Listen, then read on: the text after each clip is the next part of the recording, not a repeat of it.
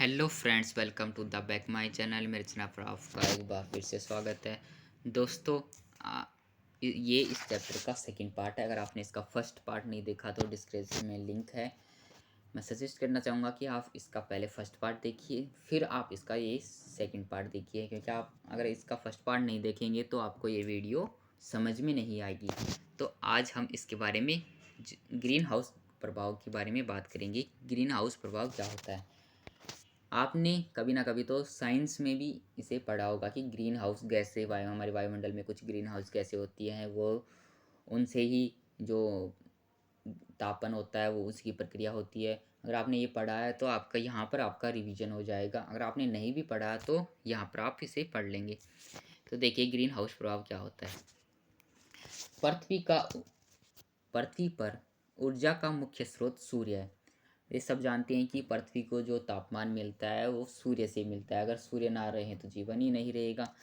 इसलिए सूर्य से पृथ्वी तक पहुंचने वाली विकिरण को सूर्य तप कहते हैं। जो सूर्य से आने वाली किरणें हैं उन्हें सूर्य तप या सौर किरणें कहते हैं। अर्थात सूर्य से प्राप्त होने वाली ऊर्जा को सूर्य तप कहते हैं। यानी कि हमारी पृथ्वी का एकमात्र स्रोत सूर्य ही है। यानी सूर्य से हमें तापमान मिलता है, सूर्य से ही फिर बारिश की प्रक्रिया सब कुछ सूर्य से ही होती है। सूर्य से प्राप्त होने वाली यह ऊर्जा लघु तरंगों के रूप में प्राप्त होती है। इसका बहुत सा भाग भूतल द्वारा दीर्घ तरंगों के रूप में परिवर्तित किया जाता है। यानी कि हमें सूर्य से जो तरंगे मिलती है वो लघु तरंगे होती है, और जो पृथ्वी उन्हें परावर्तित करके वायुमंडल में भेजती है वो दीर्घ तरंगे होती है। ये मैंने आपको पढ़ा रखा है जो पिछले जो चैप्टर है उनमें। पृथ्वी का वायुमंडल सूर्य तप की विभिन्न तरंग तरंग धैर्य वाली किरणों के साथ विभिन्न प्रकार का व्यवहार करता है। वायुमंडल में उपस्थित कुछ गैसें तथा जल वाष्प भूतल में परिवर्तित दीर्घ तरंगों के 90% भागों का अवशोषण करती है। यानी कि वायुमंडल में उपस्थित कुछ गैसें ऐसी हैं और जल वाष्प ऐसे हैं जो भूतल में परिवर्तित, यानी कि भूतल यानी कि पृथ्वी का जो तल है उसमें दीर्घ तरंगों के 90% भागों का अवशोषण करती है। मतलब सोखती है, तरंगों को सोखती है। सूर्य की जो किरण तरंगे आती है उनको हमारा जो भूमंडल है वो सोखता है। इस प्रकार वायुमंडल को गर्म करने का मुख्य स्रोत दीर्घ तरंगे अर्थात पार्थिव विकिरण है। पार्थिव विकिरण का मतलब क्या है, देखिए आप समझिए। यहाँ पर पार्थिव हमारे कुछ ग्रह होते हैं, जो कुछ पार्थिव ग्रह होते हैं और कुछ बाहरी ग्रह होते हैं। पार्थिव का मतलब है भीतरी सतह। जो हमारी भूमंडल की जो भीतरी सतह है वो किरणों को सोखती है, और मतलब किरणों को उनका विकिरण करती है, तो वो पार्थिव विकिरण कहलाता है। इस दृष्टि से वायुमंडल ग्रीन हाउस अथवा मोटर वाहन के शीशे की भांति व्यवहार करता है। यह सूर्य से आने वाली लघु किरणों के बीच से गुजरने देता है, परंतु बाहर जाने वाली दीर्घ तरंगों का अवशोषण कर लेता है। इसे ग्रीन हाउस प्रभाव कहते हैं। तो इसे ग्रीन हाउस प्रभाव कहते हैं। आप देखिए, प्रमुख ग्रीन हाउस गैसें कौन कौन सी है। Carbon dioxide gas. जहाँ भी ग्रीन हाउस गैस का नाम आता है सबसे पहले कार्बन डाइऑक्साइड गैस का नाम आता है। क्योंकि आपने देखा है कि तापमान जब बढ़ता है तो ग्रीन हाउस जो तापमान जो बढ़ता है उसका मुख्य कारण कार्बन डाइऑक्साइड गैस ही है।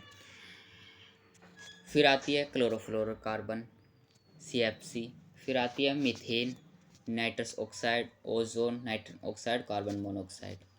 ये कुछ गैसें हैं जो ग्रीन हाउस गैसें कहलाती है। अब देखिए, जो ये कार्बन डाइऑक्साइड गैस और क्लोरोफ्लोरोकार्बन है, जो ये वायुमंडल में अत्यधिक मात्रा में जब इसकी वृद्धि होती है तो तापमान भी में भी वृद्धि होती है, तापन भी अधिक होता है। जो कार्बन डाइऑक्साइड गैसें हैं ये पोल्यूशन फैलाने का काम करती है। अगर जितनी ज़्यादा मात्रा में कार्बन डाइऑक्साइड होगी उतना ही ज़्यादा पोल्यूशन होगा, और पोल्यूशन होगा तो तापमान भी इंक्रीज होगा। तो देखिए, भूमंडलीय तापन, भूमंडल का जो तापन होता है वो किस प्रकार होता है। ग्रीन हाउस प्रभाव से विश्व के तापमान में वृद्धि हो रही है। यानी कि ग्रीन हाउस की कुछ गैसें हैं जो जहरीली मात्रा में, जब जहरीली हो जाती है, ज़्यादा मात्रा में हो जाती है तो इससे तापमान में वृद्धि होती है और ये हानिकारक बन जाती है। इसलिए विश्व के तापमान में वृद्धि इन गैसों के कारण ही होता है, जिसे भूमंडलीय तापन या ऊष्मन कहते हैं।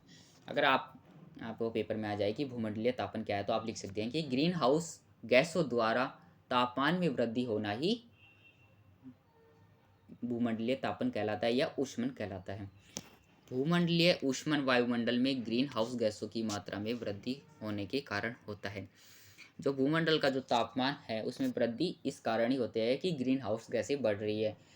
अगर ये ज़्यादा मात्रा में बढ़ेंगी, वायुमंडल में ज़्यादा मात्रा में होंगी, तो ये जहर फैलाने का काम करेंगी, और ये अगर अत्यधिक मात्रा में होंगी तो तापमान भी, सामान्य बात है कि तापमान भी बढ़ेगा ही। अब देखिए भूमंडलीय तापन के प्रभाव। हमने देखा कि भूमंडलीय तापन कैसे होता है, लेकिन आप देखिए कि इसके प्रभाव क्या क्या है, यानी कि अगर भूमंडलीय तापन बढ़ेगा तो इससे क्या क्या प्रभाव होंगे।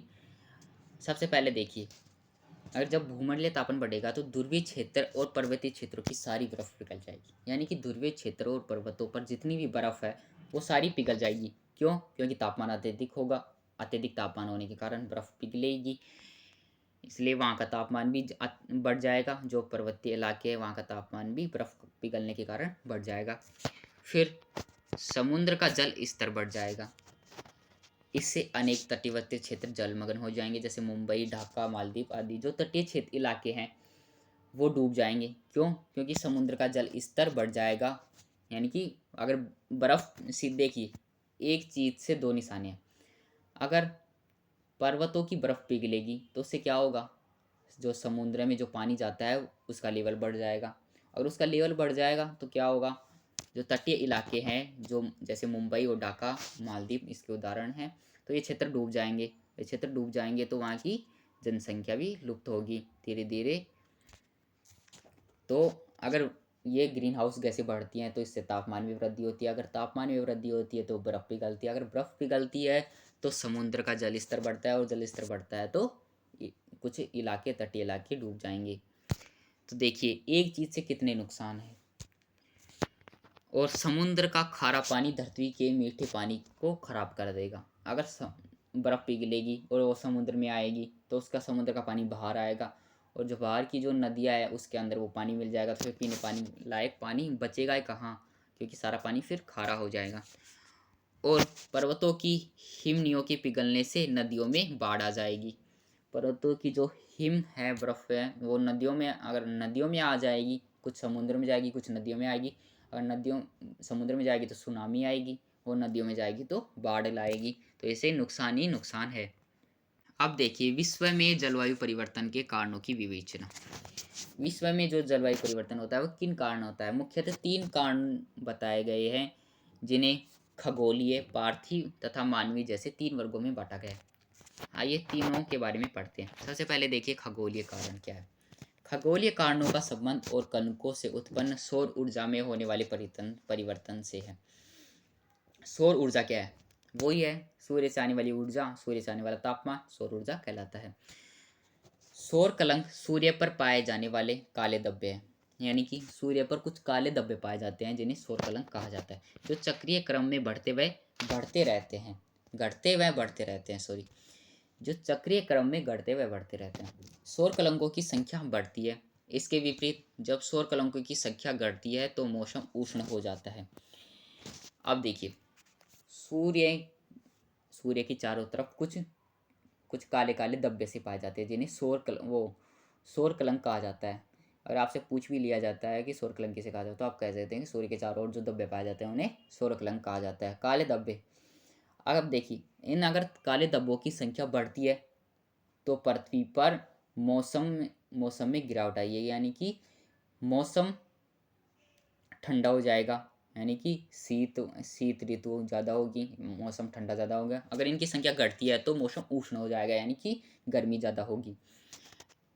क्यों होगी? अब आपने समझा कि आप देखिए जो सूर्य है उसके चारों अगर अगर छोटे काले काले धब्बे हैं तो उनसे क्या होगा, जो सूर्य की किरणें हैं वो पृथ्वी पर कम आएंगी, तो इसलिए तापमान भी कम होगा।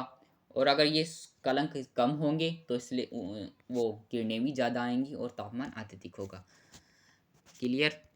अब देखिए एक अन्य खगोलीय सिद्धांत मिल्कोविच दोलन है, जो सूर्य के चारों ओर पृथ्वी के अक्षीय झुकाव में परिवर्तन के बारे में अनुमान लगाता है। ये सभी कारक सूर्य से प्राप्त सूर्य ताप में परिवर्तन ला देते हैं, जिसका प्रभाव जलवायु पर पड़ता है। यानी कि ये कुछ ऐसे कार्य हैं जिनसे जलवायु पर प्रभाव पड़ता है। यानी कि जो हमारा मेन मुख्य जो पॉइंट है वो सूर्य है। सूर्य से ही तापमान में परिवर्तन आता है। यानी कि सर्दी का मौसम भी सूर्य के कारण होता है और गर्मी का मौसम भी सूर्य के कारण होता है। अब हमें ये जो दो कारण बचे हैं, पार्थिव कारण और मानवीय कारण, इन दोनों के बारे में और पढ़ना है। पार्थिव कारण क्या है, देखिए। पार्थिव कारणों में ज्वालामुखी उद्गार, यानी कि जो पार्थिव का मतलब अभी मैंने बताया कि जो हमारे जो भूमंडलीय का जो बीच का स्तर है वो पार्थिव कारण कहलाता है। पार्थिव कहलाता है। पार्थिव का मतलब है अंदर का भाग। तो जो ज्वालामुखी उद्गार होता है वो कहाँ से होता है, हमारे जो पृथ्वी का जो अंदर का भाग है उससे ही ज्वालामुखी उद्गार होता है। जब ज्वालामुखी फटता है मतलब ज्वालामुखी उद्गार होता है, निकलता है, बाहर निकलता है, तो बड़ी मात्रा में एरोसेल वायुमंडल में प्रवेश करते हैं। कुछ एरोसेल होते हैं जो वायुमंडल में प्रवेश कर जाते हैं ज्वालामुखी निकलने के कारण। ये एरोसोल लंबी अवधि तक वायुमंडल में सक्रिय रहते हैं और सूर्य से आने वाली किरणों में बाधा बनकर सूर्य विकिरण को कम कर देते हैं। इससे मौसम ठंडा हो जाता है। अब देखिए पार्थिव कारण क्या है, इसमें मौसम में परिवर्तन कैसे आता है। मैं आपको सिंपल वे में समझाता हूँ। मान लीजिए कहीं पर ज्वालामुखी है, वो ज्वालामुखी जब तक पृथ्वी के अंदर है तब तक गर्मी ज़्यादा रहेगी, और जैसे ही वो ज्वालामुखी देखिए फटता क्यों है, ज्वालामुखी उद्गार क्यों होता है, वो इसलिए होता है क्योंकि उसमें गर्मी ज़्यादा बढ़ जाती है, उसमें तापमान की मात्रा अत्यधिक हो जाती है, तो इसलिए वो फट जाता है, निकल जाता है। और जैसे ही ज्वालामुखी बाहर निकलता है तो तापमान ठंडा हो जाता है, यानी कि तापमान कम हो जाता है। तो ये बताया गया है कि पार्थिव कारण जो ज्वालामुखी उद्गार होता है उसके कारण तापमान में कमी आती है और तापमान ठंडा हो जाता है। तो ये भी एक कारण है जलवायु परिवर्तन का। क्लियर है, मुझे लगता है आपको समझ में आया है। अब देखिए मानवीय कारण। मानवीय से पता चल रहा है मनुष्य द्वारा। इनमें से कुछ परिवर्तन मानव की अवांछित गतिविधियों का परिणाम है। यानी कि मानव जो गतिविधियां करता है, जो मानव की जो क्रियाएं हैं उनसे भी तापमान प्रभावित होता है। देखिए अगर मानव पेड़ काटेगा तो तापमान में गिरावट आएगी, क्योंकि अगर वर्षा ही नहीं होगी फिर तापमान, फिर कहाँ से जब गर्मी पड़ती रहेगी तो वर्षा ही नहीं होगी। तो इसलिए मनुष्य की कुछ ऐसी गतिविधियाँ हैं जिनसे तापमान में परिवर्तन आता है। तो इन्हें देखते हैं क्या क्या है। इन्हें मानव प्रयास से कम किया जा सकता है। भूमंडलीय ऊष्मन एक ऐसा ही परिवर्तन है जो मानव द्वारा लगातार और अधिकाधिक मात्रा में कार्बन डाइऑक्साइड तथा अन्य ग्रीन हाउस गैसें जैसे मीथेन तथा क्लोरोफ्लोरोकार्बन वायुमंडल में पहुंचाए जाने से उत्पन्न हुआ है। देखिए जो जितनी भी ग्रीन हाउस गैसें हैं उनके बढ़ने का कारण क्या है, मानव द्वारा गतिविधियों का अत्यधिक होना। मानव जितने जितने नवी आविष्कार कर रहा है, जितना आगे बढ़ रहा है उतना ही ज़्यादा पृथ्वी के लिए खतरनाक है, क्योंकि जितनी ज़्यादा कारें चल रही है वो सब तापमान में वृद्धि के लिए चल रही है, क्योंकि उनसे जो गैसें निकलती है, जो उनसे जो पोल्यूशन होता है वो हमारी ग्रीन हाउस गैसों का लेवल बढ़ाता है, इंक्रीज करता है ग्रीन हाउस गैसों का। इसलिए तापमान में भी इससे बहुत ज़्यादा वृद्धि होती है, बहुत ज़्यादा गर्मी होती है, और साथ ही साथ पेड़ों को का ज़्यादा काट रहा है, तो इसलिए नुकसान तो है ही पृथ्वी को। तो कुछ मानवीय कारण भी है जिनसे ग्रीन हाउस गैस जो अभी दे रखा है, मीथेन तथा क्लोरोफ्लोरो कार्बन डाइऑक्साइड और मीथेन वगैरह, जो ओजोन वगैरह जो भी गैसें हैं वो सब मानव की गतिविधियों से ही इंक्रीज हो रही है, बढ़ रही है। तो गाइज ये चैप्टर यहीं पे ख़त्म होता है। उम्मीद है आपको वीडियो पसंद आई है। अगर आप ऐसे ही चैप्टर आपको और पढ़ना है तो हमारे चैनल को सब्सक्राइब कीजिए। मिलते हैं नेक्स्ट वीडियो में, तब तक के लिए धन्यवाद। आपका समय देने के लिए इस चैनल पर आपका समय देने के लिए बहुत बहुत आपका धन्यवाद। Thank you.